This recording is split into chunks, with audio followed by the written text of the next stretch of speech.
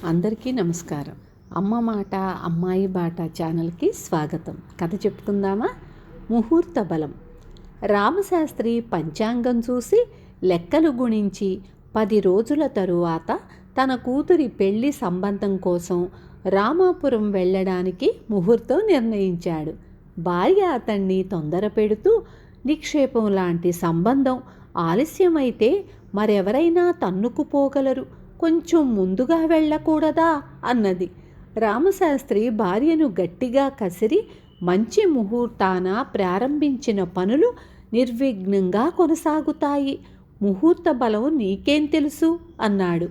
ప్రయాణ ముహూర్తం నిర్ణయించుకున్న రోజున రామశాస్త్రి బయలుదేరి సాయంకాలానికల్లా ఇంటికి వస్తూనే భార్యతో, ముహూర్త బలం బాగుండబట్టే క్షేమంగా ఇల్లు చేరాను అన్నాడు. ఏం జరిగిందండి అన్నది భార్య అర్థం కాక. నేనెక్కిన 2 ఎడ్ల బండి దారిలో బోల్తా పడింది.